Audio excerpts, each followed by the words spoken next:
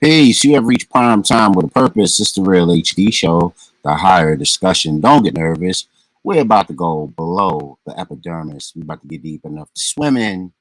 You have reached a Monday Madness episode of the Real HD Show. And as usual, what do we do on the Real HD Show for those who are new or just catching on to something strong? We give you all of the news that you can use, but we heal it with freedom music. And how do we access freedom music? Well, when I put up the call letters before the show, right? That is your invitation to join me backstage for something motivating, something earth-shaking, something to put a battery in your back so you can be progressive throughout the rest of the 21st century. All that good conscious music, all that good hip-hop, all that good R&B, all that good music from the rest of the diaspora, Caribbean, Manchesterian, African, all over. We play that Fela Kuti over here. Be clear. So it's the Real HD Show. We prime time with a purpose. We're glad you're here. And we saw the intro, so let's get right into what we do. And before we get on, we like to ask the ancestors for permission to carry on, and we do it with the Ancestors Blueprint. And we try to bring it to you in a really relatable way on the Real HD Show so that everybody can enjoy and everybody can be a part of what we're doing and how we're getting it done. So we're going to bring you the elder, Neely Fuller, and what he has to say about white allies. Real HD Show. Check it out. There's a long list of suggestions that a non-white person can make to a white person about what a white person can do that's in the code book. But since I'm not looking at it directly right now, two of the things that are right at the top of that list. First of all, never, ever say anything to a non-white person that is not true. Because a lot of white people are always asking, they're making statements rather, they're saying, black people are always marching and complaining and whining about this and whining, and they never give you any details about doing anything. They just say that we don't like the way things are. And they break windows and turn cars over and foam at the mouth and shout slogans and whatnot, but they never go into any details about what it is that they want us to do. They call us all these names, racists, white supremacists, bigots, et cetera, et cetera, et cetera. But they're not businesslike. They just believe in running up and down the street, throwing things and yelling and insults and calling us names. And we white people who want to help don't know what to do because they're too busy calling us names and not going into any details, not acting like they're going to sit down and do business in a sane, methodical manner to solve their problems. They just say, we don't like it the way it is, and we are racist, and blah, blah, blah, blah. So the code approaches this, the counter-racist code, the suggestions that I make, because many times they're telling the truth about that. Back in the 1960s, some white people were asking that same question, just in that way. What do you want us to do? Name something. And they just say, well, they just say, well, what do you want? See, they use that word want. And I remember in one instance, the answer was from a group of black people was, well, what do we want? What do you got? Okay, and everybody laughed. See, but it's no laughing matter. I mean, when it comes right down to when the rubber meets the road. So the first order of business, I thought about that. That's why I started putting it in the book. Oh, when they ask you a specific question, what do you want? And you want to get into specifics, say, well, now, first thing we want is don't ever say anything to a non-white person that's not true. Now, a lot of people will say, well, we want housing, we want better jobs, we want et cetera, et cetera. We can get to that later. That's on the list, too. But top of the list is don't say anything to a non-white person that's not true. Why? Why is that in the textbook for victims of white supremacy, right at the top of the list of what you say to white people when they ask, what do you people want? Why is that at the top of the list? Because white supremacy thrives on falsehood. This is the first thing they do when they get ready to mess over people, is start saying things that are not true and get people to believe it in all areas of activity: economics, education, entertainment, labor, law, politics, religion, sex, and war. The white supremacists make sure that they have a whole arsenal, a whole warehouse of things that they say that are not true. Because when you fool people, you got them. When you got people completely dizzy, walking around, with a head full of non-truths. Everything you have said to them, or most of the things you have said, have turned out not to be true at all. That person is just groggy right from the lies that they're getting, all right, the non-truths. So the first order of business, don't say anything. If you want to really help, don't say anything ever to a non-white person. If you're a white person, don't say anything ever to a non-white person that is not true. Make sure that what you are saying is absolute truth. Don't say anything ever that's not true. And number two, because I named two things. That's the first one. Number two, right at the top of the list. And these two things will go a long ways. Don't say anything that's not true. And number two is, don't withhold constructive information. The minute, on a job or anywhere else, the minute you get that constructive information, pass it on to a needy, a non-white person who is in need. That information, and they don't have that information, is constructive information. Don't withhold constructive information. Don't keep it to yourself, or pass it on to other white people and skip over the non-white people. Don't do that. In fact, make it a priority to give it to the person who needs it most. And in many cases, I'll say, probably in most cases, it'll be a non-white person that needs that constructive information. Constructive information goes a long ways. Information is power. Constructive information is power all over the world. All right? So don't withhold constructive information. That's right. It's the Real HD Show. And that was the elder Dr. Millie Fuller, Dr. Millie Fuller. And he has some interesting things to say about agent provocateurs and those who, white folks that want to help. And we often see how that can be a blessing and a curse. And often it can hold us back from the things that we really need to focus on as a people, because we believe that folks really want to help and really want to be in our corner. And so, like a rat on a wheel, we'll go through this, what you call ritual of trusting folks until you can't trust them anymore. And unfortunately, that kind of never gets us anywhere. And we need to grow out of that,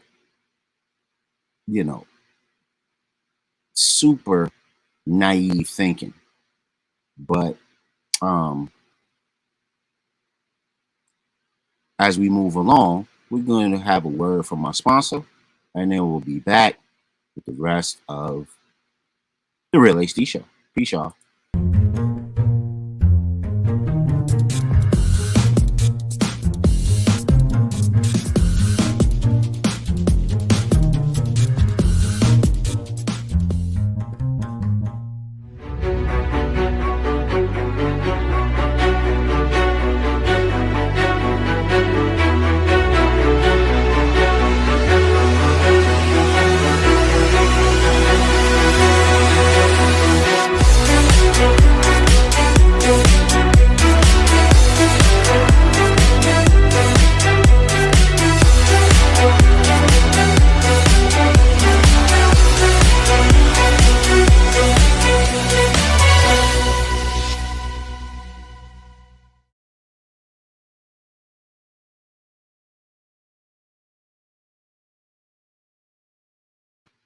Yeah, it's the Real HD show. Lights, camera, action. It's blazing. Feels so amazing to be here with you guys on a Monday Madness episode of the Real HD show. If you guys want to join, there's the live link to the show. You guys can pull up to the stage and say your piece. It's your voice, your victory on the Real HD show. StreamYard.com, GRHTYP9QFF. And we'll let you in. We'll be first. You know what I mean? Be first always until we decide on another name to call ourselves. But we want to talk about our people first, and then we take them. We take them all from all shades, all denominations, all creeds, blind, crippling, crazy, even trolls. If you got that smoke, make sure you say it with your chest. Come on up. You can jump in these call letters here, and as long as you're respectful, we can have an intellectual conversation. Because that's what it's about right here on the Real HD show. It's about the conversation. This is your talk forum for revolutionary decorum. So let's start exploring. So, as usual on the Real HD show, as we wait for some of our guests to roll through, we do our AAT report. And that's our Healthy, Wealthy, and Wiser for the rest of the 21st century. That's right, the AAT report. That's our message for the day on health and wellness. It's extremely valuable. It's extremely profitable. Health is wealth. So, let's get it the way it needs to be got. And let's get down on the Real HD like we know what we need to do. So let me run the music for our AAT report, and we will get right into it.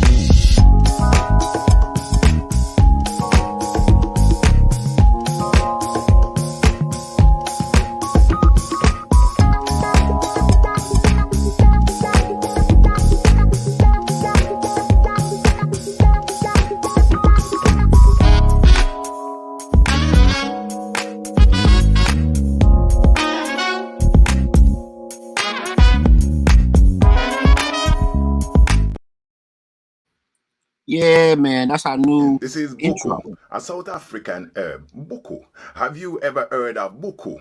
No? I was in Cape Town in the year 2000 to do a show. I took one of my son. Whilst there, he developed some cold symptom. I didn't have my herb, so I had to get some. I told the promoter, and he said, come, we're going downtown to find someone. We met a herbalist, a real Rasta man. We told him all about the situation. He said, buku, with a little garlic. He said, buku is a herb with a lot of benefit. Sure, cleared it up. Quick. When I returned to the UK, I had to find it. Herbal shop, do you sell buku? She looked at me like she didn't have a clue. Spelled B-U-C-H-U. She said, oh, you mean bushu? She looked at me like me cuckoo. But me no business. Me still say buku. Cho, antibiotic, antibacterial, antifungal. They call it a miracle. Health tonic, internal, external. A lot of vitamins, also the mineral. Pain reliever, anti-inflammatory. Used medically century after century. Natural medicine, complementary. Down in Azania, they have buku plenty. Yes, I am. That was our AAT report, Healthy, Wealthy, and Wiser on the Real HD show. Buku is the name of the herb and the food. We are what we eat. Magnifique. This is the Real HD show, and we on the go, hitting you with the AAT report, Healthy, Wealthy, and Wiser. Well, it's the springtime now, right? At least the weather in New York is showing spring aspirations, right? At night it dips to like 30, 20 degrees, but during the day it jumps up in there in the 50s and the 60s and kind of hovers right in that area. So springtime is trying to show what it do. And then this is a good time for farmers markets in your local area, so you can find you some buku, butchel, right? What they call it, and get your wellness on today. So as we're waiting for our guests to arrive, we have our segments that we'd like to do on the Real HD Show. And before we do that, let me do this. The Real HD Show is brought to you courtesy of Soundtrack Your Brand. Soundtrack Your Brand and its contractual relationship with ASCAP and BMI allows us to play all songs on the Real HD Show, always reserved, from their vast catalog. This broadcast does not deserve strikes from copyright algorithms on social media websites because we have permissions. The Real HD Show is also brought to you by 17 U.S.C. 106, fair use. Videos used for educational purposes only. And we are back. So we paid some bills. We showed you a health segment. We got the intro in. Now, we're here tonight for a specific reason, right?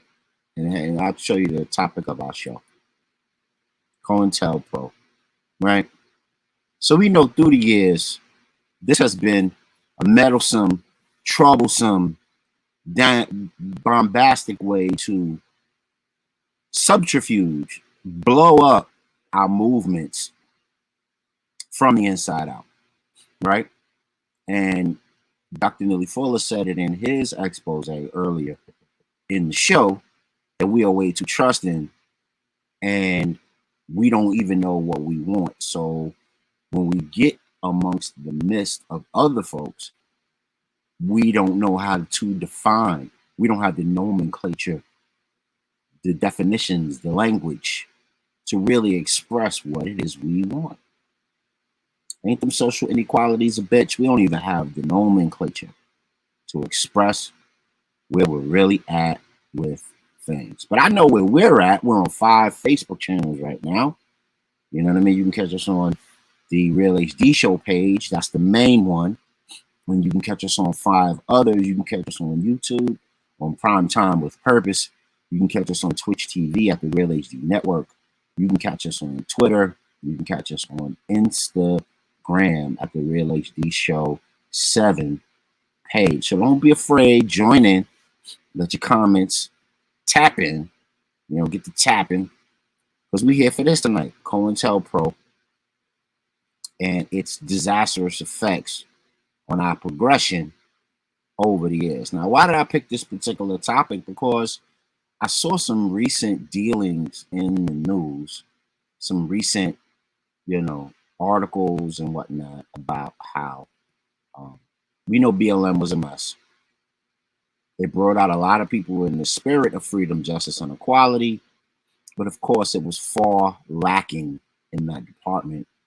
And then we did we demonstrated so much just to find out that, the Marxist trained leadership was just that, Marxist trained. So they were foreign to the interests of what we were trying to do as a people, even though the language seemed like it was for us as a people. So we got to be careful, man. We can't be the wolf licking the blade. You know what I mean? So this is what we're here for tonight. CointelPro, a real discussion. And of course, it's interesting that we're here for CointelPro this evening. We're going to get right to it. Brother Mozzie just joined us.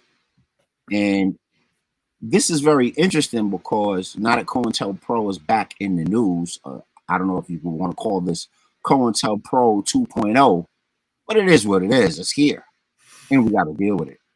So what better place to deal with it than on the higher discussion? Bring yourself in.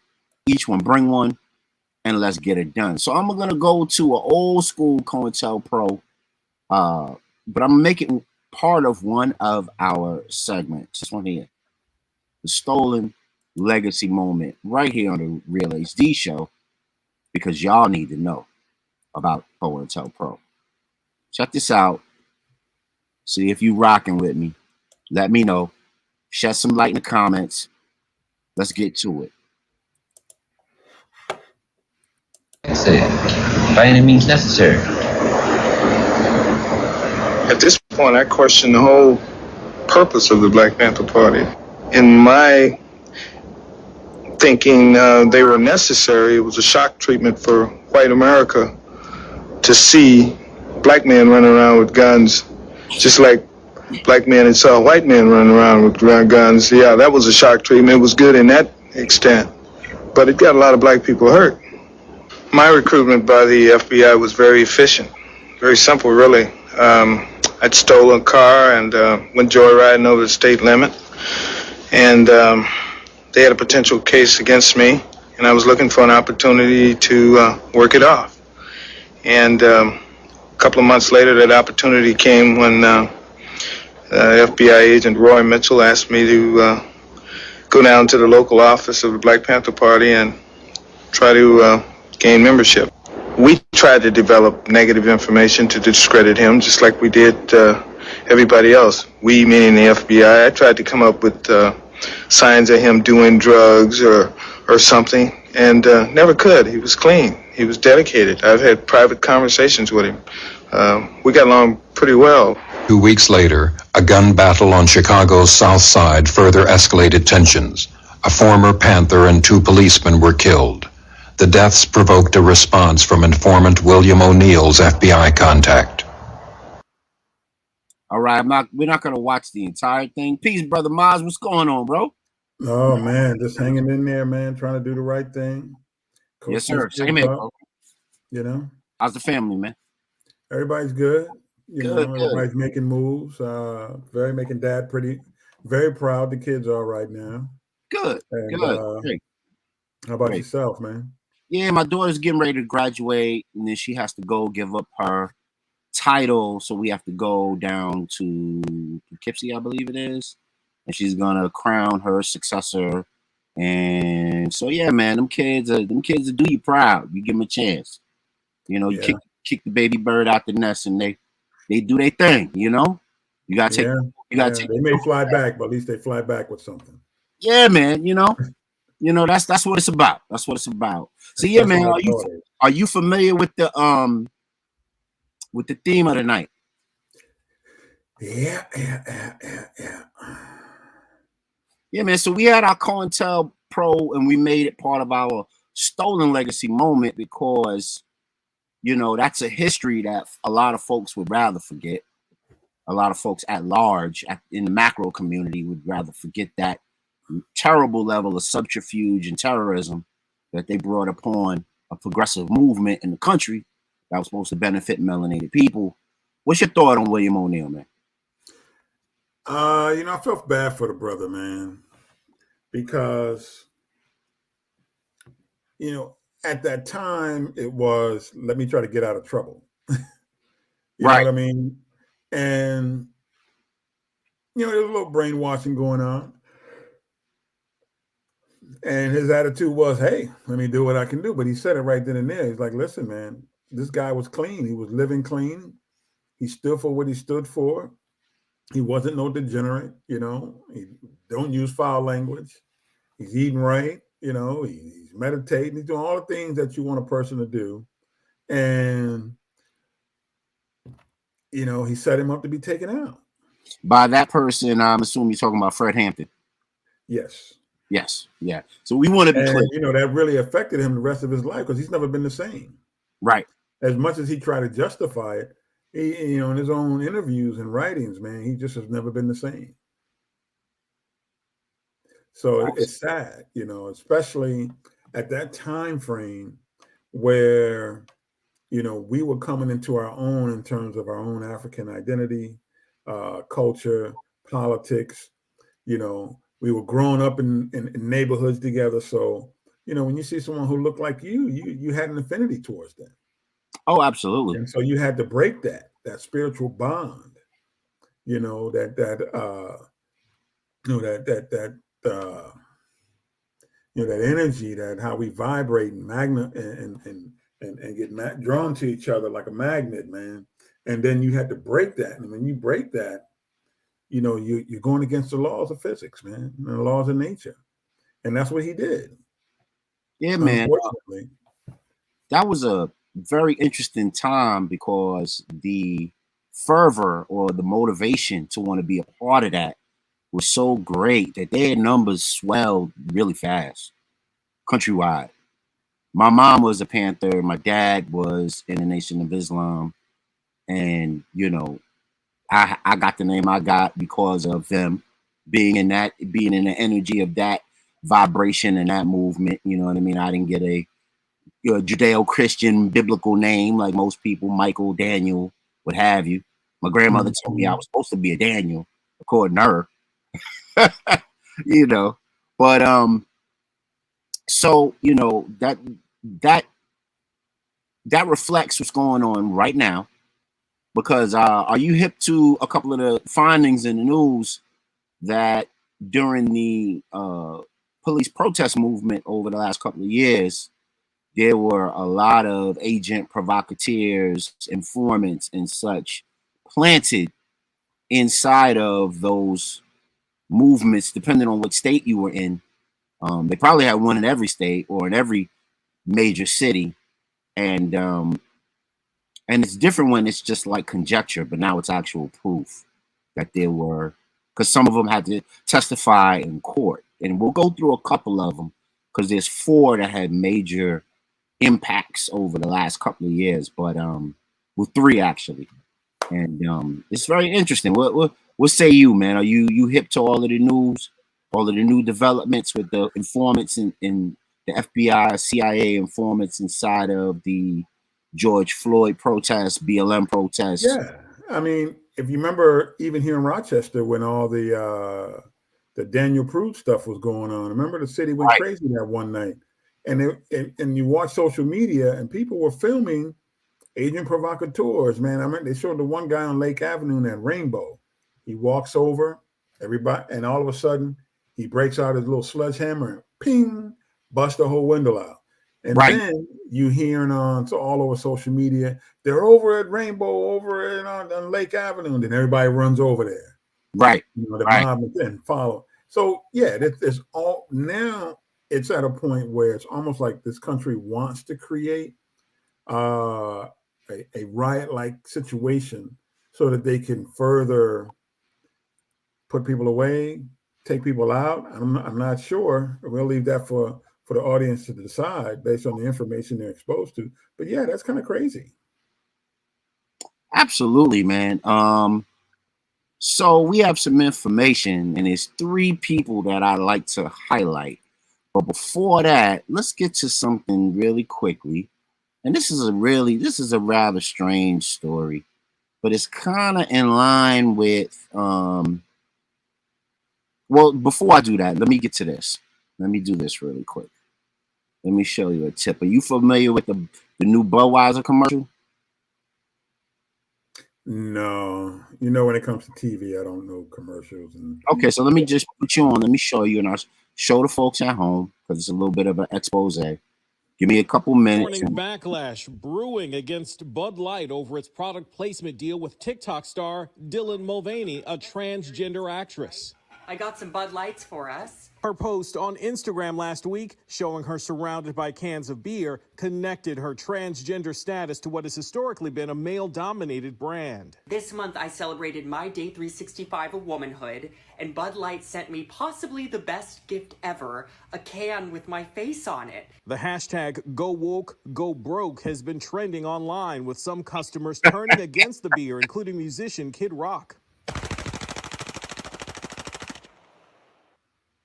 Bud Light and Anheuser-Busch.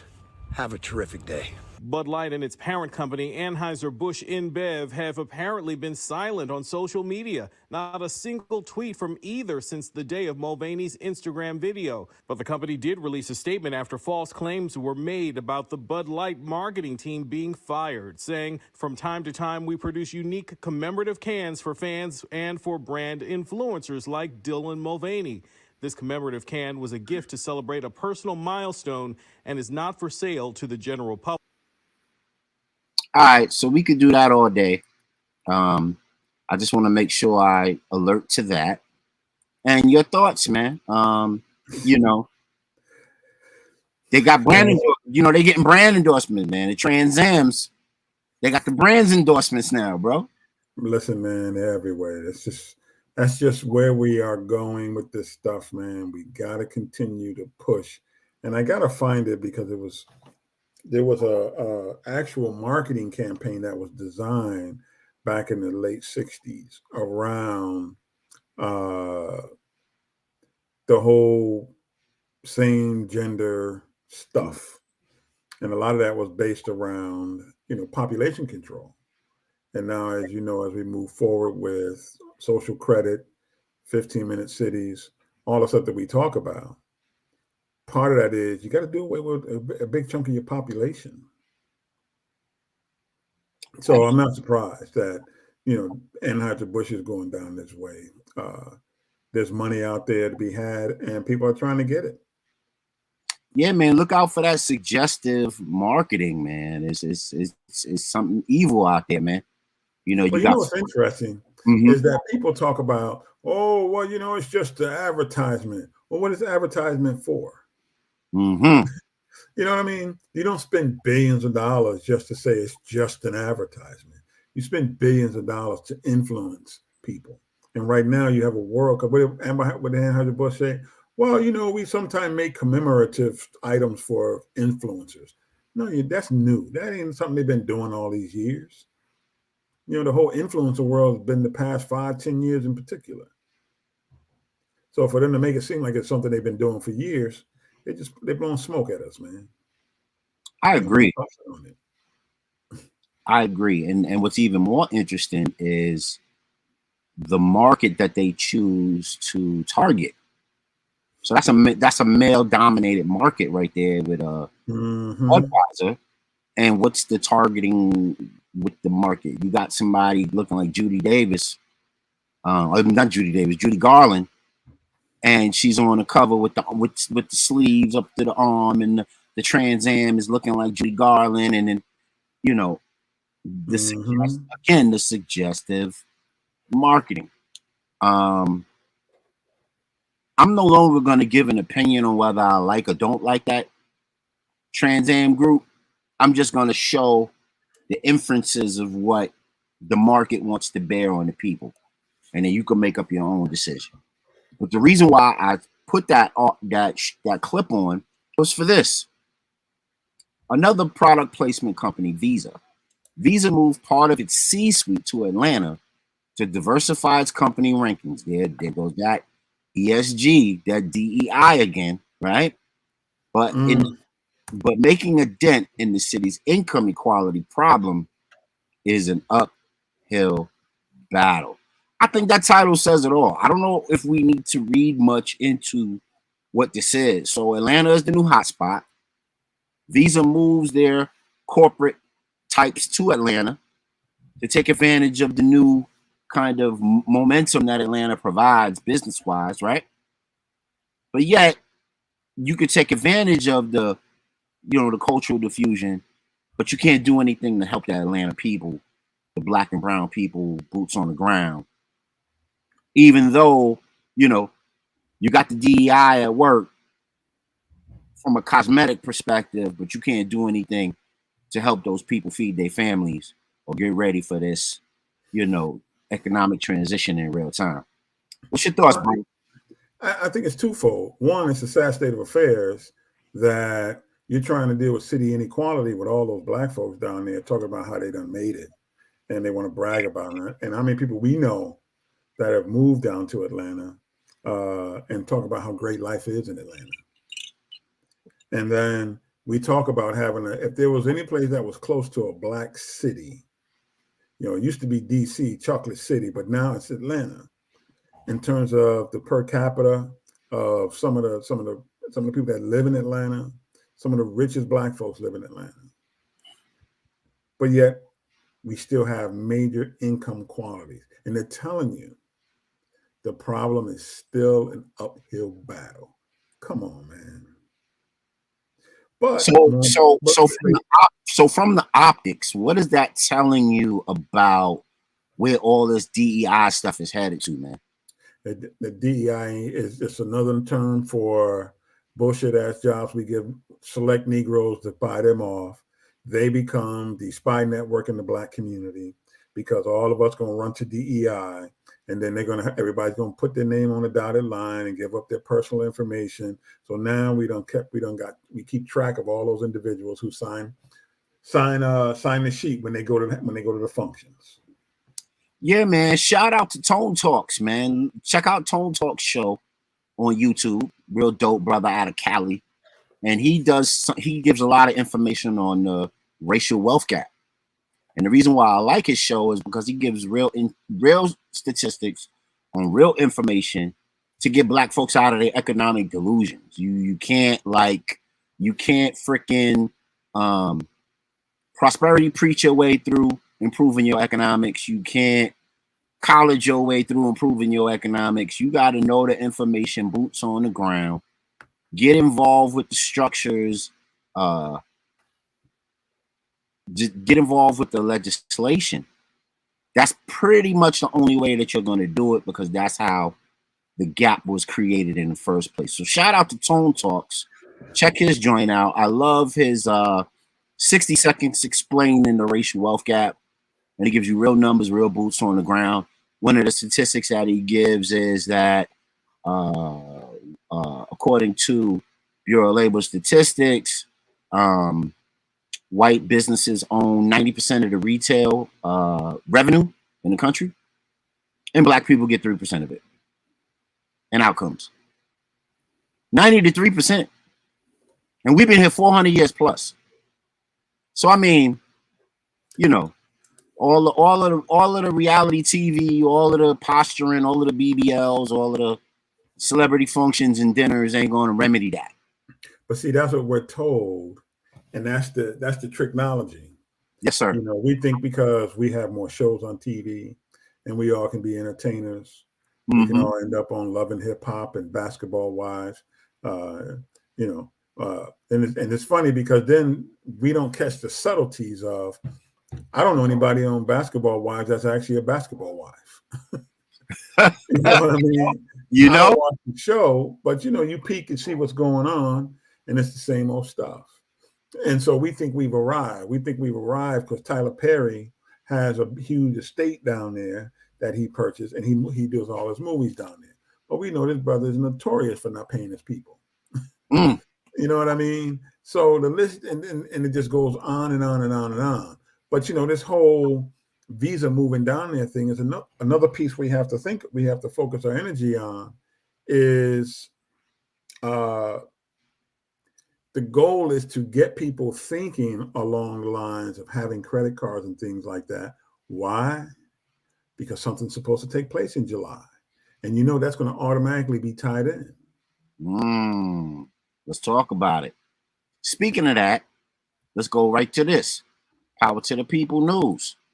What just happened? Wait, this just happened.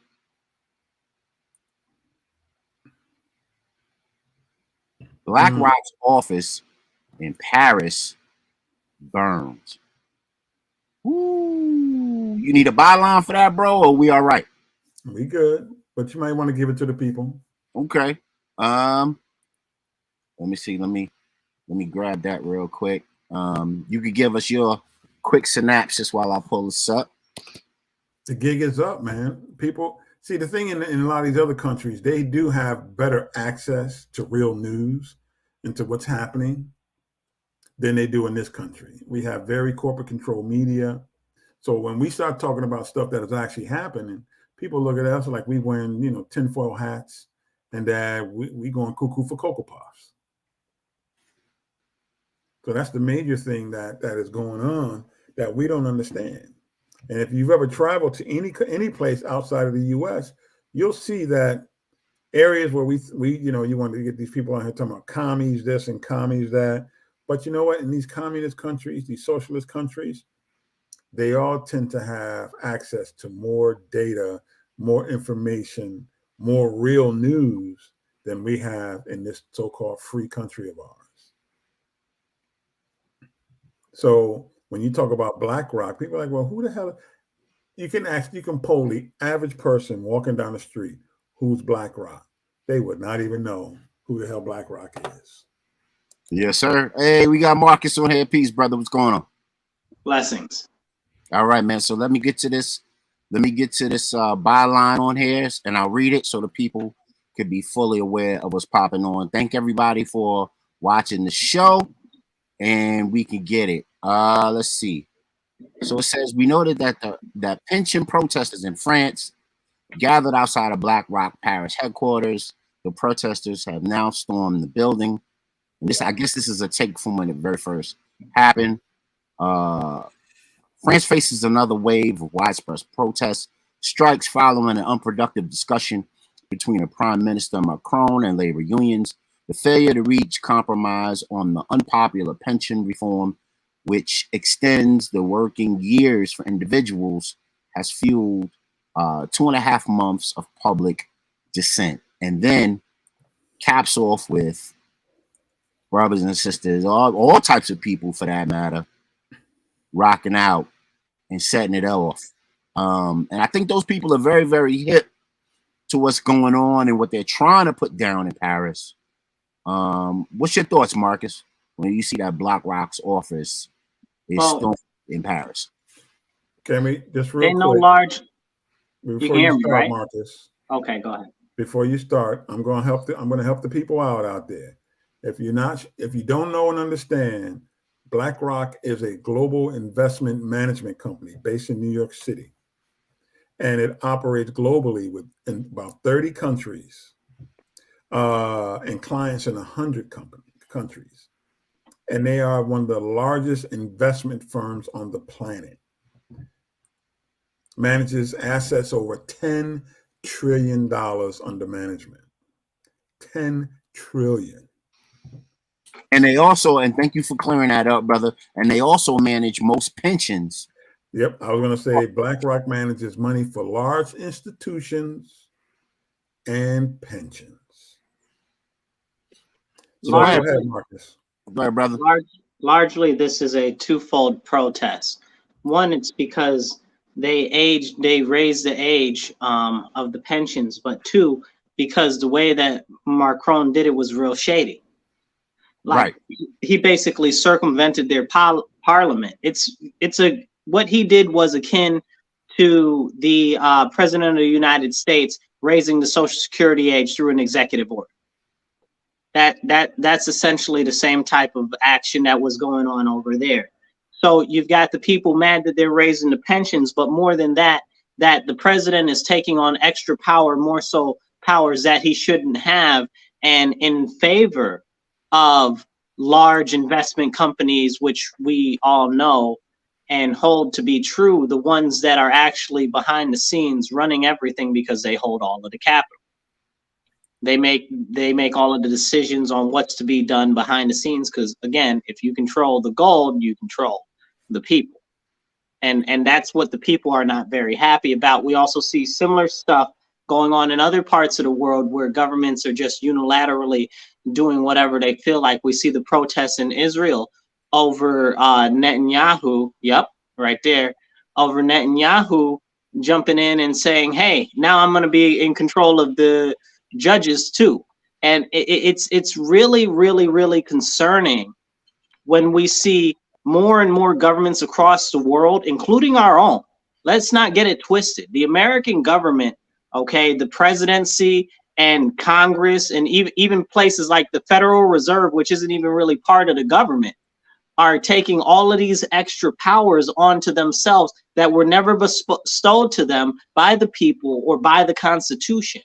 And honestly, to me, I don't understand why the people aren't over here in the streets, taken to the streets to take action like these people in the other countries are. Maybe because they can't be bothered, maybe because they're not aware, but there's a lot of shady double dealing, real stuff that's going on in our country right now here. So to see what's going on there, and you get the protests in the Netherlands too, and everything like that, all of these stem back to government overreach. We have to stand up to government overreach before it's too late, not just in America, but all across the world. So do you think, let me ask both of you guys a question. Do you think, and I'll give you a chance to respond, Mozzie, do you think this is a sufficient response by the people? Or is this desperation response? Mozzie, what do you think? It's desperation. It's a desperation response. But I think part of it too is the fact that they are trying to work with these individuals. You know, they elect people like we do. And what happens? They go in office and do what the hell they want to do. Mm. Once again, democracy can always be bought. And what's been happening is people been buying up the democracies. And while everybody else, and we talk about America, and I know I'm joking around, but in America, shoot, they don't buy democracy in America. Some of these folks, what they do is buy 65-inch and 75-inch TVs during Black Friday. Then they get that Spectrum discount, where they're gonna get. You hear me now? Yeah, you're good. Go ahead, Mike. I'll let you. And then they're gonna get they're gonna get that Spectrum deal where they get 6 months for $49.99. They get 165 channels. Yo, bruh. Like Marvin Hagler said, when they asked Marvin why did he quit in the prime of his career after that Sugar Ray Leonard fight, he said, man, when you sleeping on silk sheets, it's hard to get up and train at 3 a.m. You got that 75-inch at the house and 165 channels. Yo, this is hard to get out there and protest, man. And this is that got religion. DoorDash too. Yeah, man, that religion of convenience, man. Hey, listen, bro.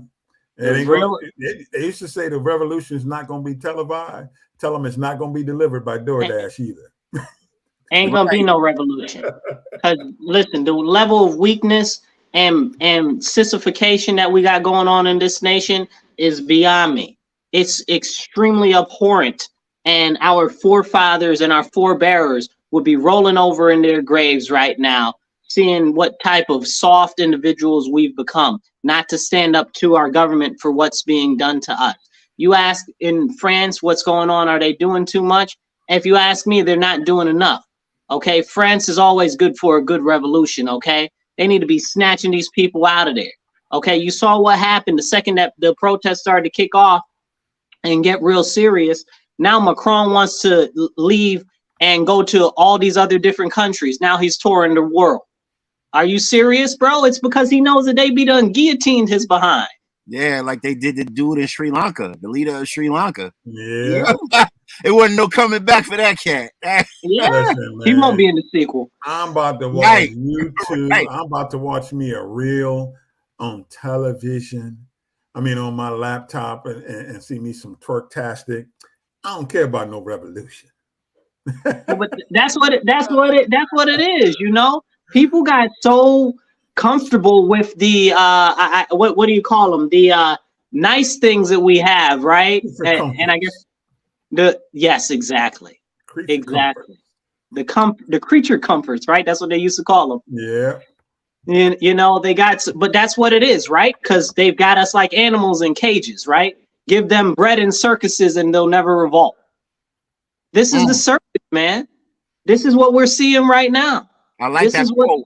I like that quote. Let me hit you with this, man. Keep us going. Take this to the next exponent for me. Can you see that on your screen? What in the world this have to do with us? Break it down. Bring it home for us, man. What is Paris burning, right? And Netanyahu, what is his thing? What him usurping SCOTUS of his country? What does that have to do with us? Because that's the main thing that we love to focus on the Real HD Show, the Higher Discussion. What all of these global politics? How do they come back home and impact who we are in our travails throughout the rest of the 21st century? Go ahead, Marcus. So a few ways, and I'll try to keep it succinct, even though it's very broad. So first, you've got trade. Okay, these are two partners that we do a lot of trade with. That's number one. Okay. Number two, it also, when our government sees other people in other similar westernized governments can get away with stuff, they'll pull it over here. What usually happens in Israel doesn't take more than a few months to come over here. Okay. When their government does it, we do it over here. As far as France goes, Macron just went to China. Okay. And now he's talking about, oh, we need to be less reliant on the American dollar. Right. So now they want to be less reliant on the American dollar. That impacts us directly, our wallet, our production, our trade, and everything else. We have production. Makes it more difficult for us and makes us even every day, a day closer to hyperinflation, which we're already experiencing. Mazi, go ahead. We have production in America? That's fair. That's fair. I just figured, you know, I'm constantly hearing how we about to go to war with China. I'm like, what, we gonna go buy bullets from them? Right. Exactly. Hey, can you give me a pound? Can you give me a couple dozen rounds of shells, bro? I want to shoot at you. Yeah, you know, can you ship a couple tons of plastic for our 3D printed guns? You know. There you go. Yeah, man. Don't get me started now, because then that make you start asking questions why all of these very specific factories keep catching on fire and burning down that could possibly be retooled to create firearms. We won't talk about that though. Yeah, man. You know, here's something that's very interesting though. You know, and this is something that Malcolm discovered when he finally took his world tour.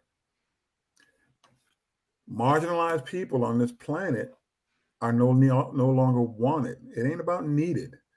They're no longer wanted. That's a fact. So what do you do with them? They're going to kill them off by 2030.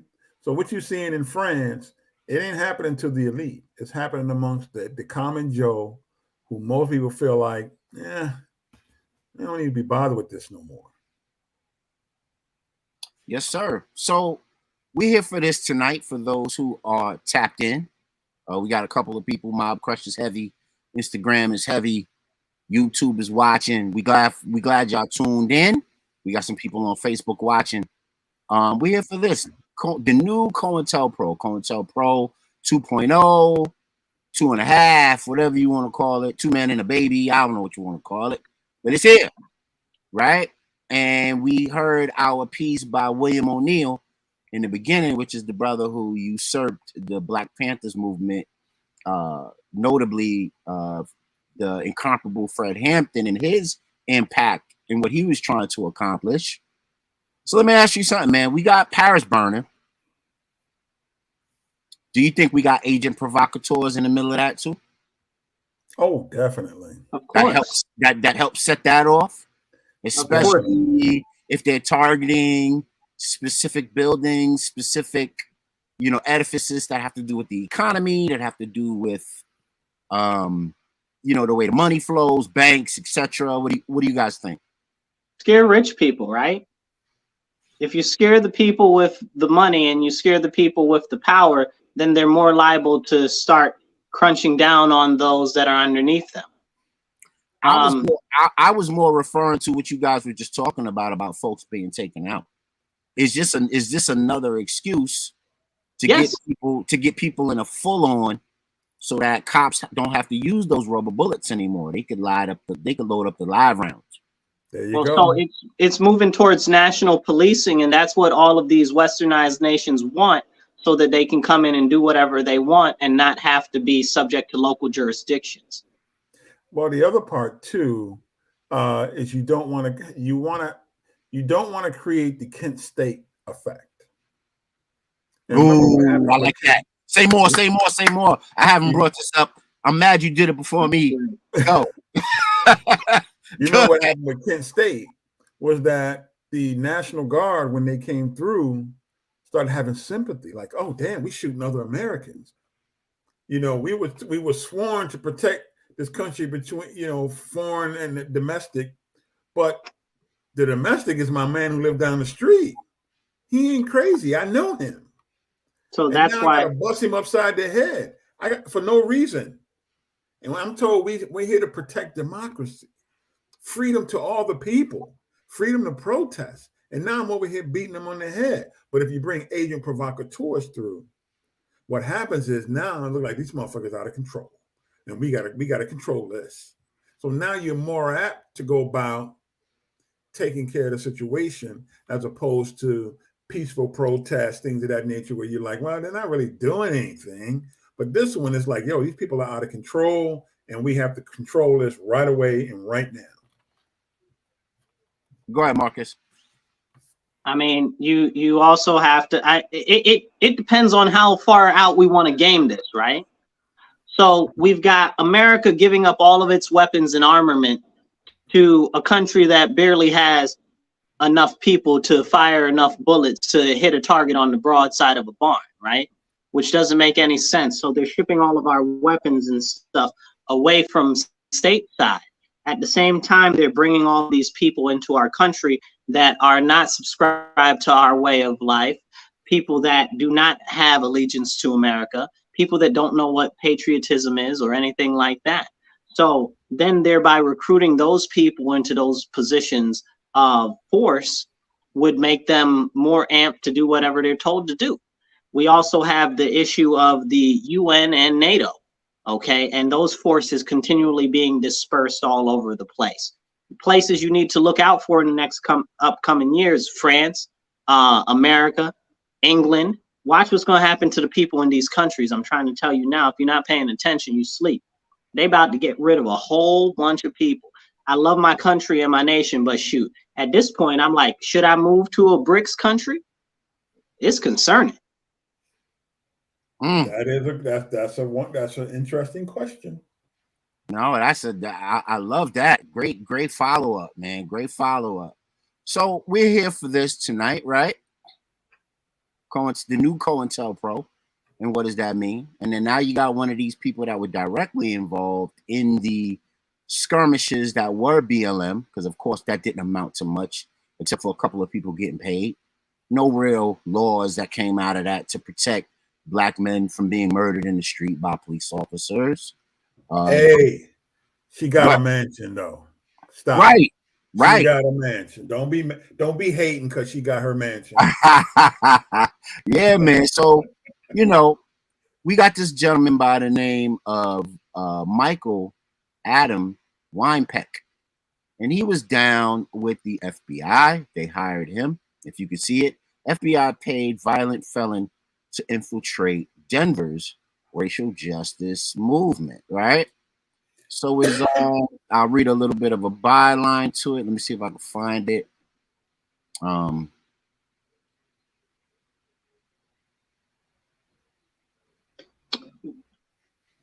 Just as a plug, while you're looking for it, they did the same thing to January 6th.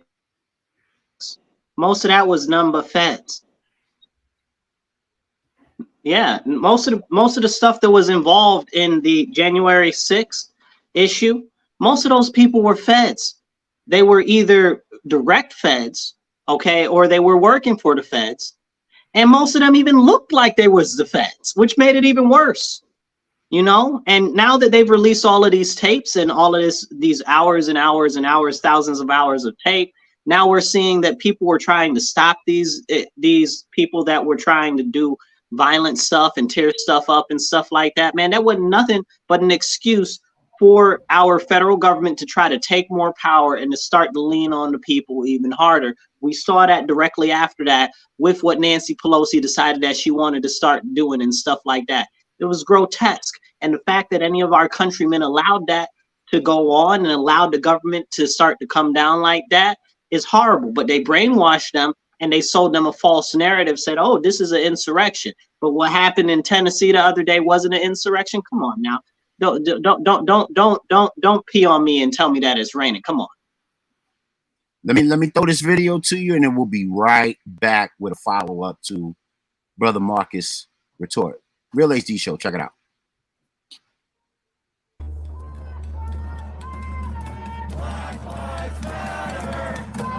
The summer of 2020. I know, I'm gonna go get my gas mask. Millions protested for racial justice across the country, with some of these protests turning violent. Over the heads of the shield! That summer, it felt like history in the making. Big changes were coming. And then, the protests just stopped. There were these rumors that government agents had infiltrated the movement, pushing it toward collapse. It sounded paranoid, right? But you know what? Okay, it is August 28th, 2020 at approximately 4:02 p.m. It wasn't. I'm Trevor Aronson, and I'm a journalist covering federal law enforcement, the alphabet agencies. As the FBI, sometimes you gotta grab the little guy to go after the big guy. This is Alphabet Boys, a new series from Western Sound and iHeart Podcasts. Each season, we'll take you deep inside an undercover investigation. Okay, so you do personal security. All right, so I don't want to go too far with that because that's a very long clip, but you heard it. Alphabet Boys, NPR News, and they're going to do a podcast and a series on how government agent provocateurs have sabotaged the protest movement. I won't call them Black Lives Matter because we know how foo-foo that was. And whether it doesn't matter what side of the aisle it's on, we can all agree that that was a big dud. And folks got rich. They bought their houses, they did their things. And now there's a new series detailing that. I encourage everybody to go check that out and judge for yourself the validity of it, but at least it's out there and it's rocking. And one of the main people that they're going to focus on, one of the main areas, is Denver. And this gentleman right here, Michael Adam Weinberger. And he was one of the agent provocateurs of the FBI that infiltrated Denver, Colorado's protest movement at the time. And his was a curious one. And I'll sum it up because I don't want to read the entire article. It's a very long article. You guys can read it. It's in the Intercept. You guys can check that out. But what this guy Michael Weindecker, I believe that's his full name, was he went into the protest, and of course it was violent, more violent in some cities than others, like Seattle, Denver. I mean, New York City got really violent. Rochester didn't really get that violent, just a lot of shouting.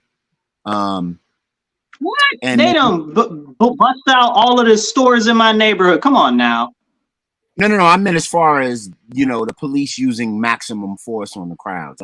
That's what I'm basically talking about. They should have had. They should have had. Well, let me continue. This particular cat Weinberger was paid almost $200,000 over a particular period to be a shit kicker, an instigator, a rabble router. And then he went into that particular grouping within the BLM organization or whatever protest organization that was in Denver. And he recruited folks. He said things like, I'll show you some, submission techniques. Do you know how to shoot a gun? I'll show you. Hey, you want to come buy guns? And as a result of that, the FBI used that footage to arrest people right there on the street. Not to mention halt the progress of whatever the protest movement was supposed to be about, which is probably the bigger thing. Brother Mozzie, your thoughts, man, on Weinberger? It's part and parcel for the course, man. This is what America does. This is what Western Europeans have done throughout history. They play both sides of the fence always. So we shouldn't be surprised. And what we shouldn't do is say one government agency over another, because as we know, there's government agency operating, for example, in Los Angeles, and the various government agents who are police officers. A police officer is a government agent, and many of them have gangs. There's all types of gangs all throughout, white supremacist gangs at that, being funded by the U.S. government. So it's a slippery slope when we start talking about and pointing out one particular group as opposed to another, because some of these groups, when you look at them, they all pretty much function the same, which is the agent provocateurs. They're going to go create a situation out of nothing. People are sitting around peacefully protesting. And it's been proven every time. Think about what happened in Rochester. You got the guy jumping on top of the police car. They knew this dude wasn't from Rochester. As a matter of fact, I think he was part of Antifa. And right. He was here in town. These dudes are you referring to the stand in front of the police station? Yeah. When the car burned and all of that? Yeah. Yeah. So, yeah. And, I mean, everybody pointed out all over social media everywhere. This dude ain't from Rochester. And he even acknowledged the fact that he wasn't from Rochester. So we got to be careful. Go ahead. To touch on what what Brother Mazi is talking about, take for example Atlanta, right, where they're building that police station, that police training facility. They arrested 30 people, and they're from all across the country, and they're from everywhere but Atlanta. France, Canada. What the hell are you doing in Atlanta, starting some fights and fires and stuff like that? None of them were from Atlanta, you know. Now, the problem that we see in many of these other cities during the summer of love, right? During that time is we got our people up here like the Nimrod numbskulls that they want to be out here following behind these daggone fools, feeling like they about to get up on somebody by going outside and acting like they ain't got no home training or no type of behavior. And that's the problem. We got to be holding ourselves accountable for this type of stuff. And then they want to be like, oh, well, I didn't really do nothing. No, I hold it against all of y'all still today. I will never forgive them for what they did, how they behaved, or anything anywhere in this country, because they set us back more than 50 years as a people.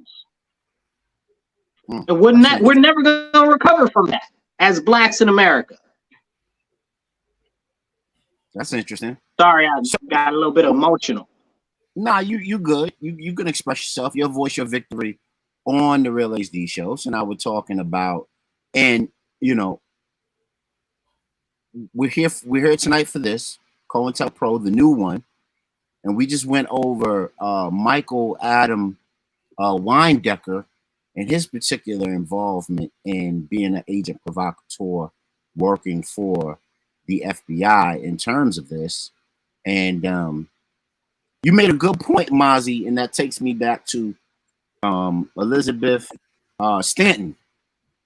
And when she and others were, and I remember it was right around the time when they were going to give black men the vote.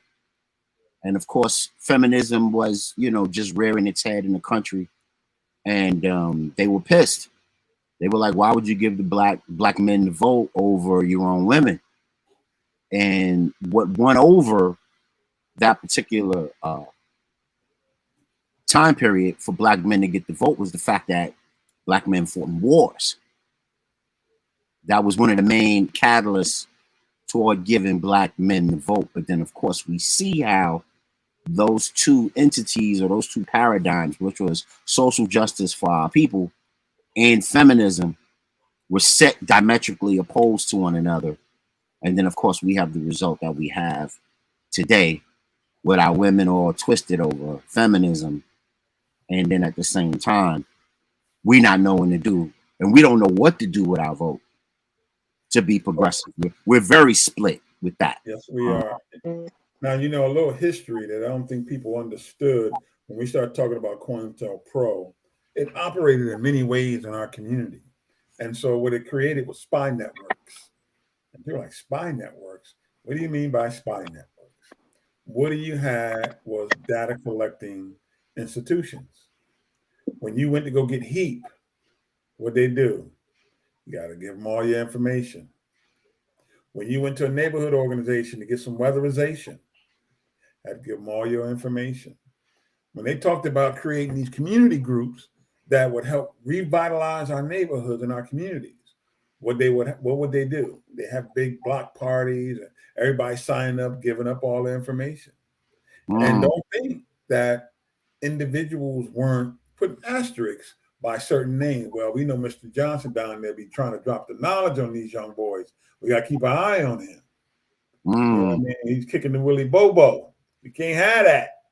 Then you got, you know, one of the biggest institutions that spied on us in our communities, part of the CointelPro program, was our black churches.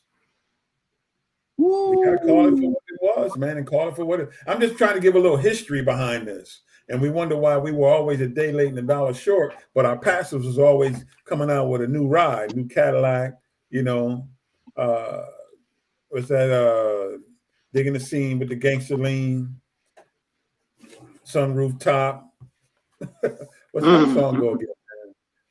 However the song goes, man. Yeah, man. Shout out to Shout out to brother Curtis Mayfield. So you bring up a great point with what you're talking about, because you're talking about the legacy and continuation of a CointelPro as the non-for-profit organizations increased throughout Black communities within the cities, the nation states throughout the country, and its dynamic impact on the futures of Black and brown people as we moved into millennials, Gen Zs, etc. Brother Marcus, what do you think of that point, man? That's a great point. Do you think that has some validity, some merit, or do you see differently? You're talking about as far as the churches go? No, I meant like we know CointelPro exists. Yeah, I can hear you. Can you hear us? Yeah, I can hear you. Go ahead. Oh, okay. I was asking, Brother Mozzie brought up a great point, and his point was the continuation or the legacy, if you will, of CointelPro is that it kind of extended into the the decades that followed it, and into the nonprofit enterprises that a lot of melanated people had to lean on for their basic benefits, basic needs throughout the communities. And do you see that as the way that Brother Mozzie does, versus, and especially in lieu of what we're talking about right now? So we know that CointelPro is going to rear its head whenever there's a bombastic movement for freedom, justice, and equality across the country, right? But do we know how it infiltrated the non-for-profit sector? What do you think? So the non-for-profits are just as bad as BlackRock. Okay, just like you were saying earlier. They've been used for generations really to limit the impact of the dollars that have been allegedly loosened up for our communities to help assist our communities, which largely they end up going towards things that we'll never ever see, or they end up going towards different people's paychecks that work with inside the organization. It's all the it's all the rope-a-dope, it's all the look over here while we do this. Hey, y'all got to y'all got to go one at a time, because if both of y'all talk, it sounds like Charlie Brown's teacher. So yeah, I know. I was just being funny. I was talking about it paid for that Netflix account. Right? How about it? I'm just making fun of one of our brothers who walk around here, and and that's not nice. But ego got the best of him, and he was using the community money for Netflix. Yes, sir. And as the legacy of an organization that William O'Neill infiltrated, a lot of non-for-profit programs were founded off of a lot of the impetus and a lot of the need-based programs that the Black Panthers created, and they made them household names. And then, of course, if you fast forward to 2020, 2021, I think we did the article on the show, Brother Mozzie, where they talked about the Jewish schools in New York City, taking on, embezzling $200,000 in free lunch program money. Yep. So did this particular thing create a non-for-profit monster? Well, I don't think it created a monster of tax benefits at this point. What do you think? I don't think it created a monster. I think it's just, as Neely Fuller always say, white supremacy is forever evolving and ever changing. And so CointelPro is part of the white supremacist machine. So it has to evolve also. And that's all it's doing. It's keeping up with the times. The times now is TikTok, YouTube, and others, and everybody's on there. Instagram, you got my Insta. People don't even give out phone numbers no more, man. You got my Insta, and what do? We put our entire life on there. Get the brother on there, he talking about all the money he making. You get some of these white supremacist groups on there, they're trying to tell you how they're gonna blow something up, thinking they secret. And then they go get their own little platform, their own software, but they still open it up to the world, and people see this stuff. So CointelPro, the beauty of it today, if I could say that, is that we live in a world where people don't understand what discretion is anymore. So they gladly put the information out there in terms of what they're doing, how stupid can they be, and how silly can they do, and how silly that they are. So one of the, and I think that this bears talking about too, one of the biggest counterintelligence programs that we saw launched over the last couple of years, and I don't care who has anything to say about this, I said what I'm about to say, okay, was the QAnon, right? That was nothing but counterintelligence against people that would possibly want to stand up against what the government was doing.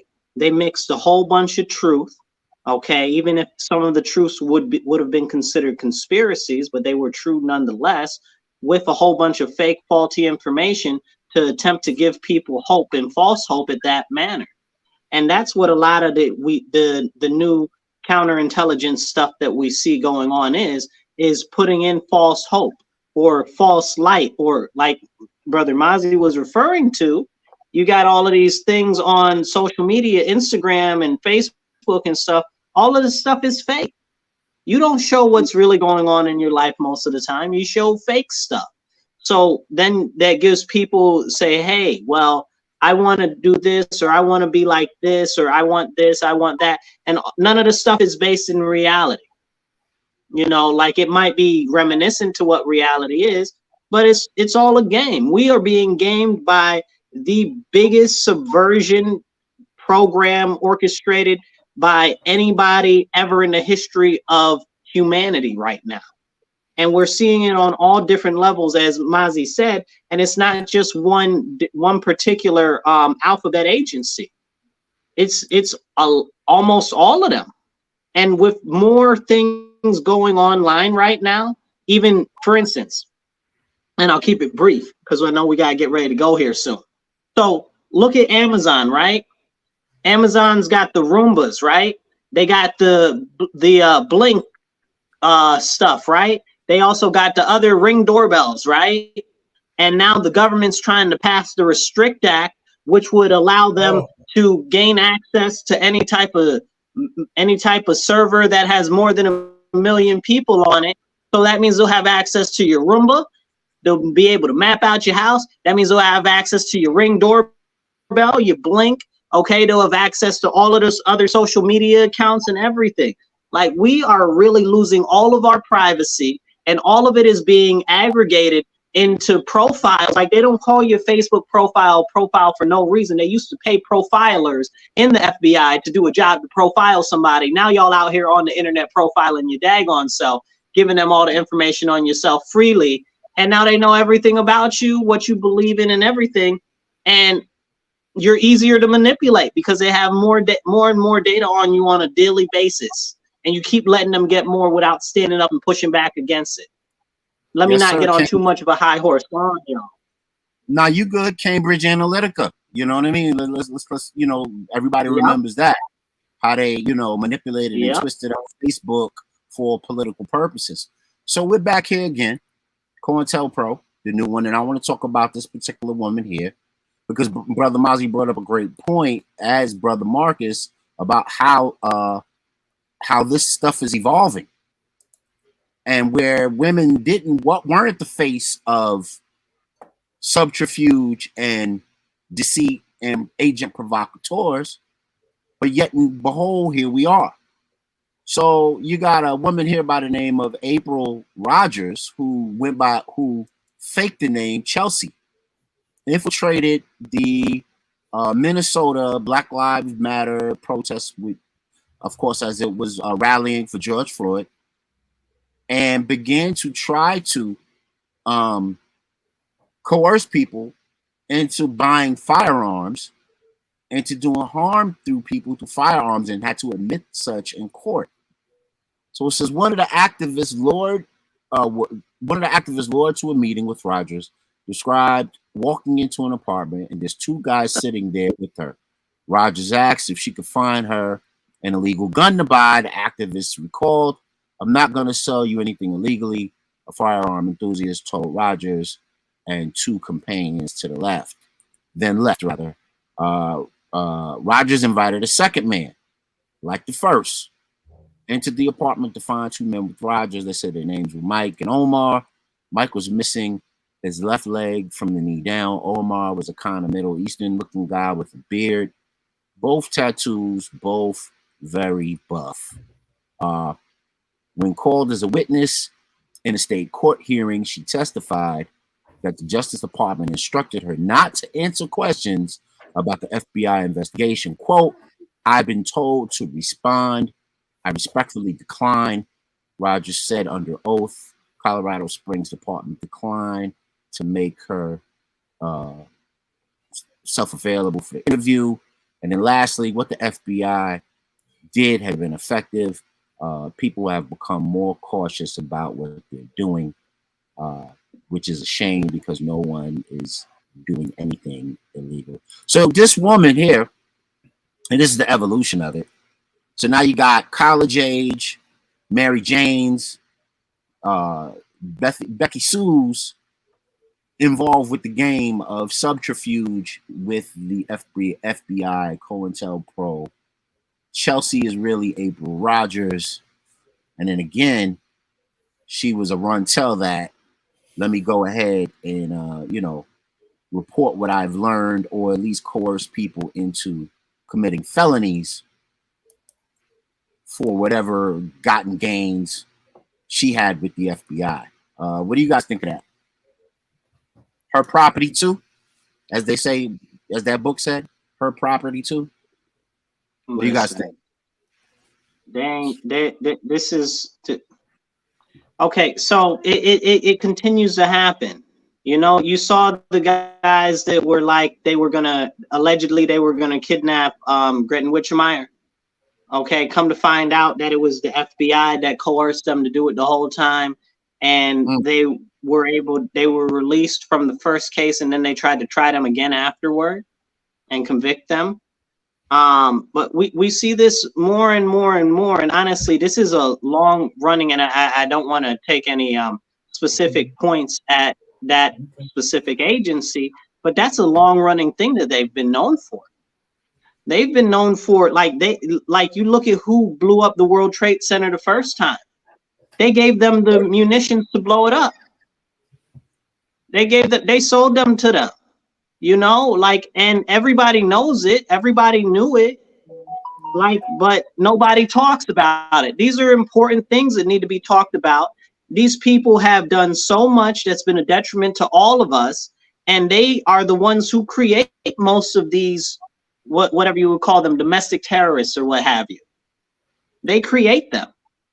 They encourage people to go do crazy behavior, and then people go do crazy behavior.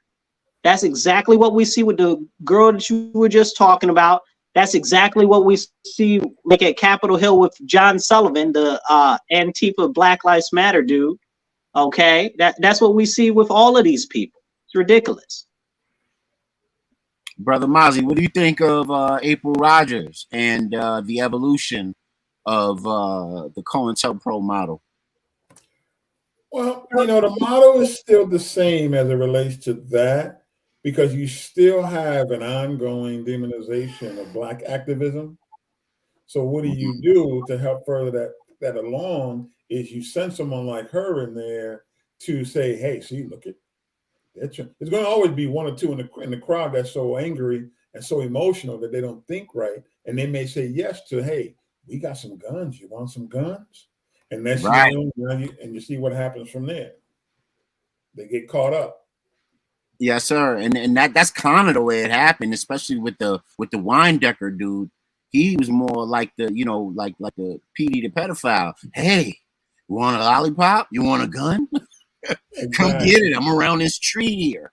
And then you could take it in the crowd and be a hero, Come on through. We got you, buddy, And then, of course, coerce people. Go ahead. Well, and the interesting thing about that, too, is this.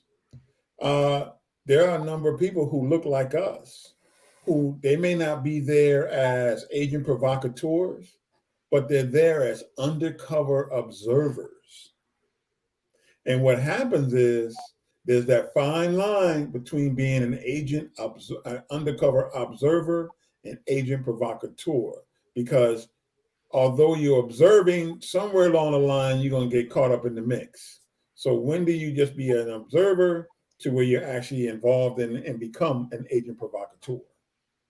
And how much of that is influenced from a non-for-profit perspective? How much is that influenced by federal dollars coming into whatever shop you got if you're non-for-profit?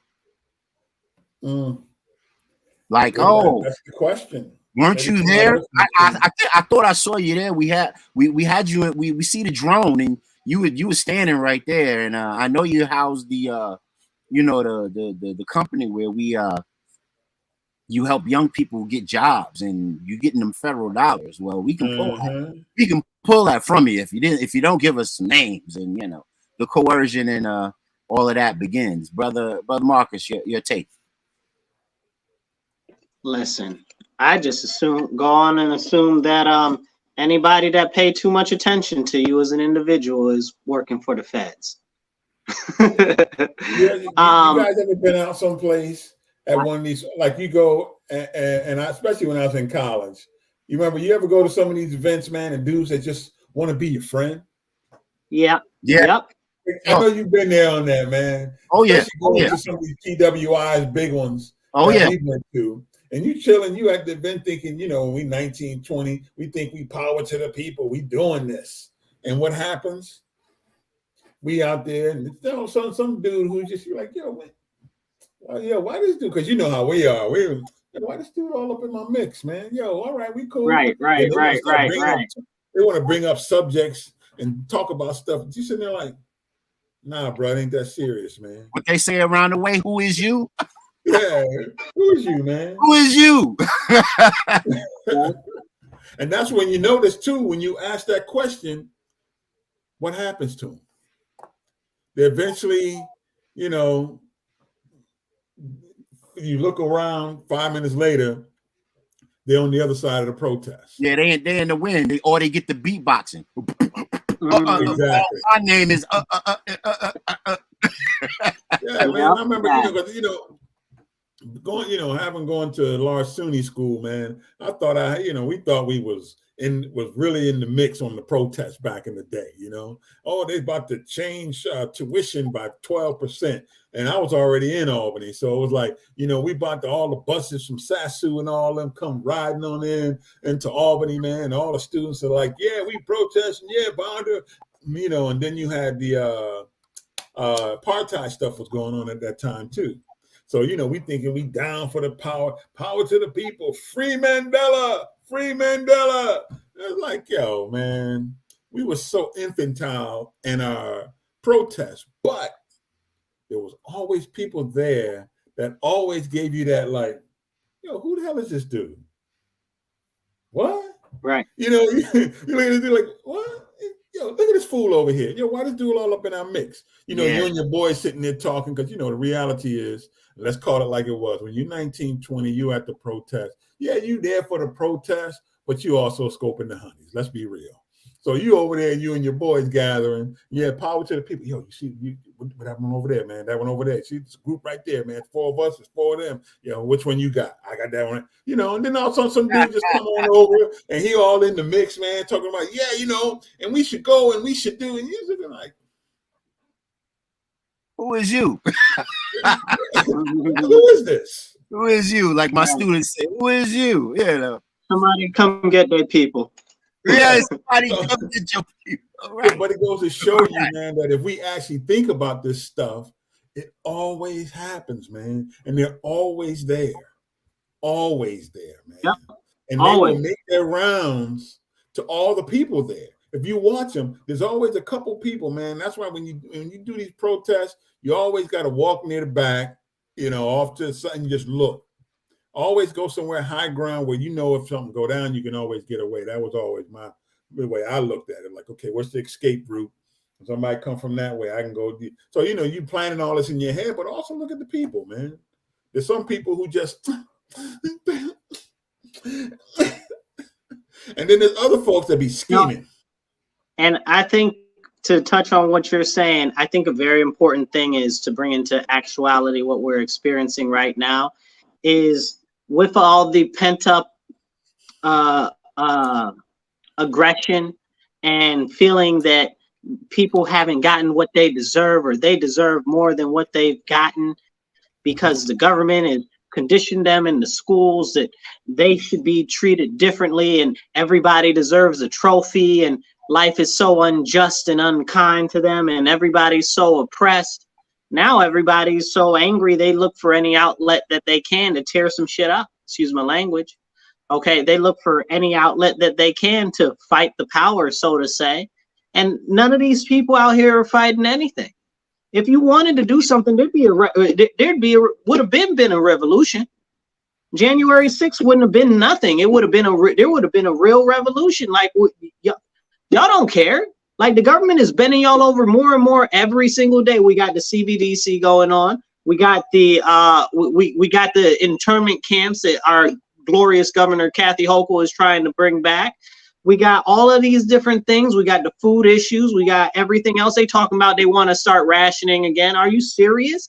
Like, when will people stand up and pay attention? But y'all be out here tearing stuff up for no good daggone it reason. Because you feel like it. Because you think the police was unjust to somebody in Minneapolis. You can't even point out where Minneapolis is on a daggone it map. Shameful. Pay attention and wake up to see what your government's really doing to you. Maybe actually join together with other groups of people that don't necessarily look like you, but also are from the same socioeconomic range. You see how they try to separate blacks from whites, middle class from the working class, and all of this because the rules from the urban people, because all of the fact of the matter is we're all being bent over and torn out, okay, and run through. But if we were able to stand together, okay, and come together and realize that we all basically had the same interest, we'd flip the table over on them, and they don't want that. That's why they do everything they can to keep us divided and keep us chasing our tails, chasing ridiculous social justice nonsense, whatever it is today, diversity, inclusion, and equity, or whatever nonsense it is. No wonder it spells die, because they're trying to kill you. Wake up. So, lastly, before we get out of here, I got another one of the who is yous, right? And it comes by, and I think you might remember this, Brother Mozzie, and you might remember this too. Remember Terry Albury? Anybody? Terry Albury is a whistleblower sought to expose systematic racism in the FBI and has been sentenced to 4 years under the Espionage Act. We stand with Arbery and all the others courageous truth tellers. He became a whistleblower, persecuted by the government, bent on hiding its crimes and abuses from the public. There's a picture of him, and he caught a conscience.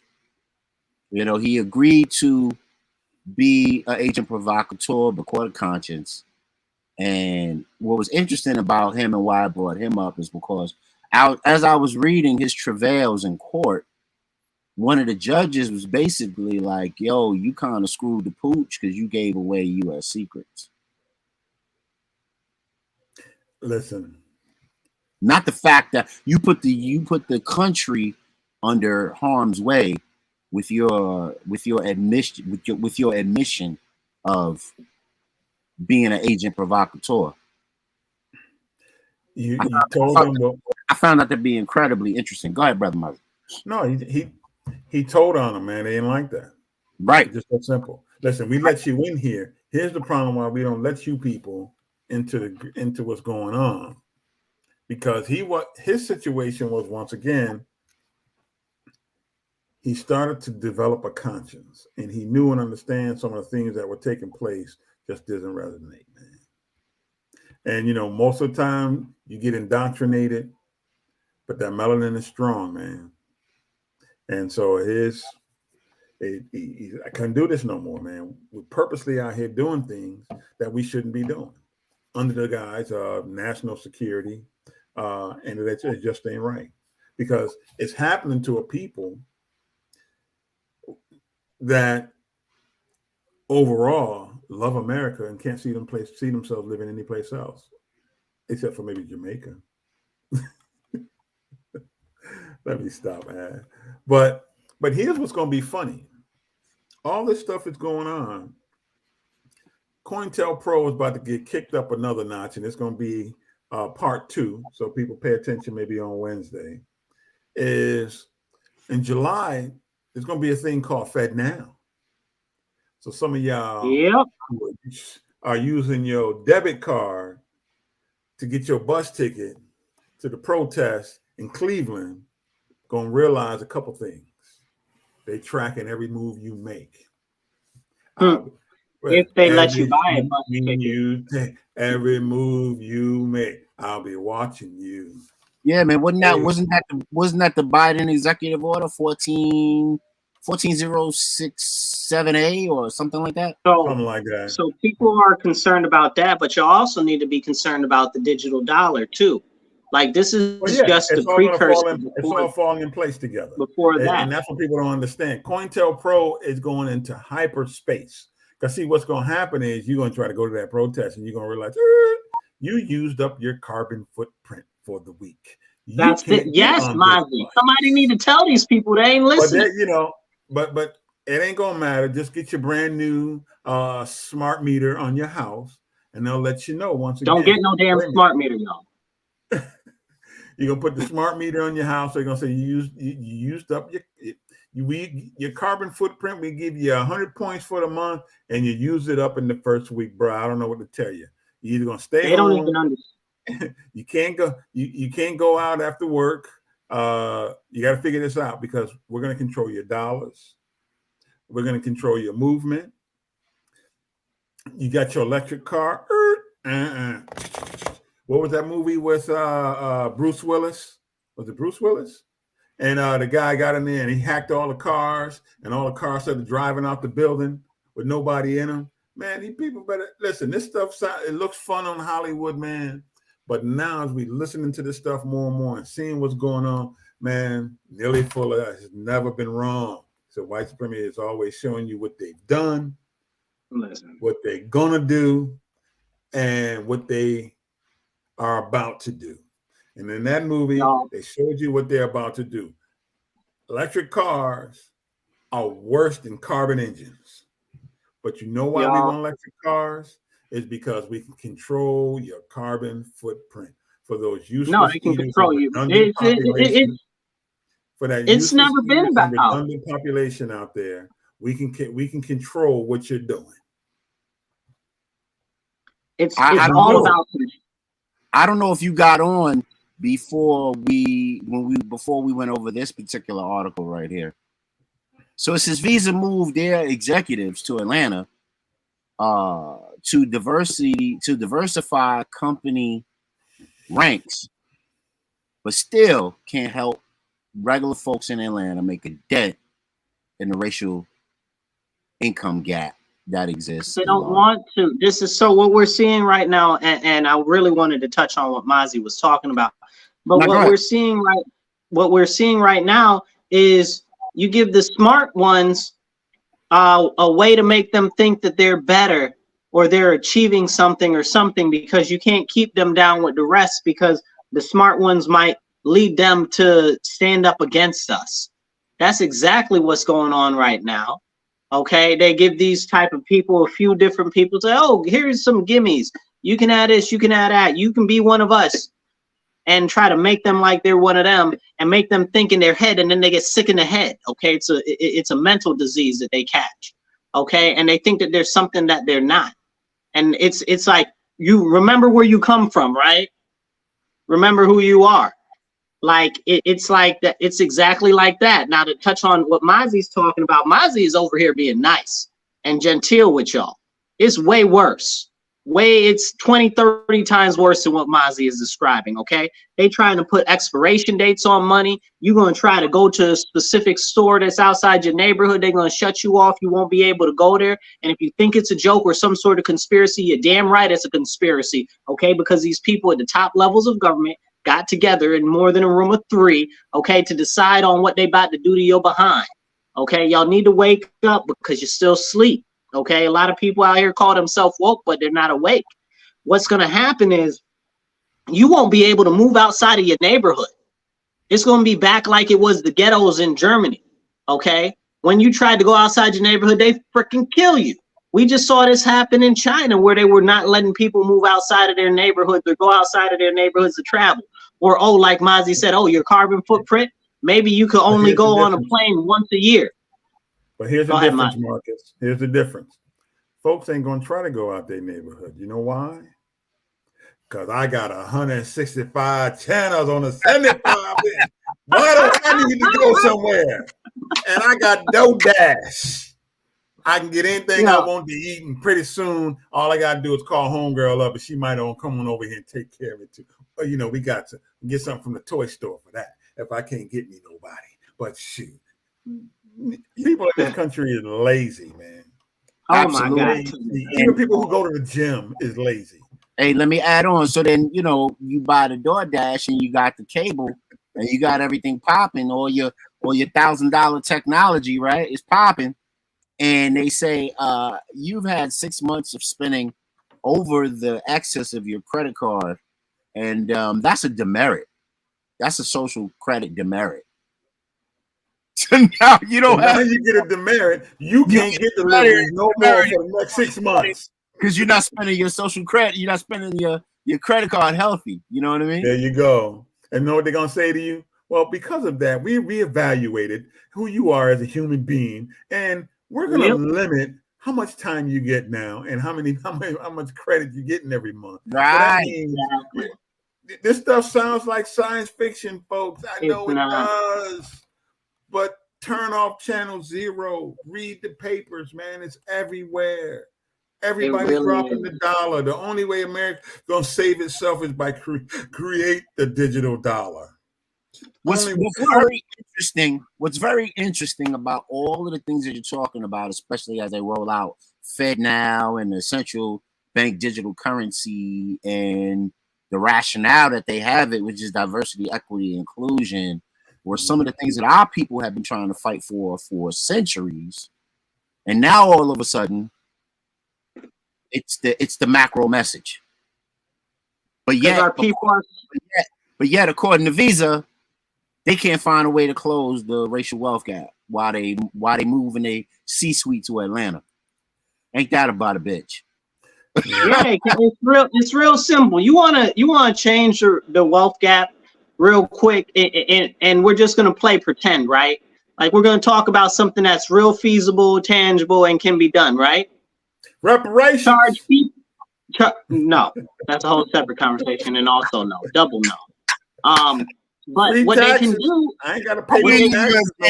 I'm with you on that one. No taxes for 10 generations. I'm with you there. What you saying, man? I'm just being facetious, man. But what I'm saying is this: if they really wanted to do something, instead of you having a higher credit interest rate for having a lower credit score, they'd give you a lower interest rate because you got a lower credit score and you can't afford to pay as much than if you had a higher credit score. Turn that around. Bet you they won't do that. Well, you know, something makes sense. That's that Bank of International Settlements. They'll never go for it. But you know what's so interesting is, you know, how they railed on cryptocurrency, and here's ta-da! This is why crypto, they did not want crypto in the market, because crypto is decentralized. They just so happen to kill the Cash App CEO. You don't want crypto, people. It's decentralized. That's why they also went after XRP, otherwise known as Ripple, because Ripple was going to be your FedNow. Take them to court, take what they got, and then create your own and make the American people have to use it. Don't forget they killed the CEO of Cash App. I was just going to bring that up. Hey, go ahead. Yeah. Well, they didn't kill the CEO of PayPal or Venmo and Zelle. So, you know. But you know what it was with that Cash App. Remember what they're doing on Cash App. If you're caught doing anything socially irresponsible, they delete your PayPal account. Right. But you know the one thing why they went after Cash App. $40 for every xenophobic remark or any type of, you know, thing that violates their little clauses and bylines. Everybody should be very Cash App caught concerned on about too, that. though. So it's worse. It's getting worse. Now they're trying to make how fast Cash App caught on. So you had to go after Cash App. You had to go after them. Cash App took off like. Oh yeah, for sure. Because I know my kids, when they was at school, it was like, Dad, Cash App me some, Dad, Cash App me some, Dad, Cash App. I thought it was, you know, I was caught in Groundhog Day. Go ahead. Yeah, man. I thought Dad Cash App me was my new middle name. You know? You thought you in the Matrix you got renamed, huh? Yeah, man. I had one at Howard, I had one at Dell State. I thought Dad Cash App me was my new name, you know. But hey, we're gonna have to get ready to shut it down. Seems like we just start cooking, but we're gonna have to shut it down. And we appreciate everybody who watched the show tonight. We're gonna continue this on Wednesday. If Brother Mozzie and Brother Marcus could join us again. And I love the juxtaposition, but the common ground that we find, which is a beautiful thing. That's kind of what we should be doing as a people. And we do it right here on the Real HD Show. It's your voice, your victory. Tune in Wednesday for more riveting conversation just like this. And hopefully on Wednesday, we can also provide you with some solutions on how we move forward within this crazy joint. And I'll let you two have the last word before we get off. So Brother Mozzie and then Brother Marcus, and then we'll get out of here. One meal a day, people. That's one meal a day. Listen, buy more ammo and buy bottled water. That's my advice. Another good thing would be learn how to usurp the water from plants. Yes. We can get into we can do a show eventually on some survival stuff, man. Life skills. You know, how to build a fire, right? Yeah. Listen, you know the FBI has said that they want you to turn in anybody that you know that's a prepper because they don't want anybody that's too prepared. That's a real thing. Oh, well, talking about don't eat one meal a day. Eat 2 meals a day then. Yeah, man. Watch out for her, man. Hey, you want to buy a gun? No, bye, Felicia. No, I already got one. Right.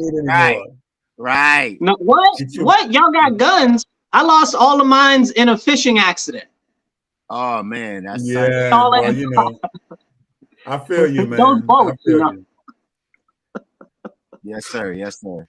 Hey, man. So everybody watching, thanks for joining us. We have various people in various flows and flavors coming through in various waves. We appreciate you jumping on and watching the show, kicking out the comments. Whatever you think was pivotal and important and priority to you, please timestamp it. Give us a comment. Give us a like, share, and subscribe. And as always, peace, walk with power, and join us Wednesday on the Real HD Show, the Hiya Discussion, and we will have more riveting info for you. And then maybe you can rivet us with your info. Let's info share on the Real HD Show. Peace, y'all. Have a good night. Later. Be blessed and be well.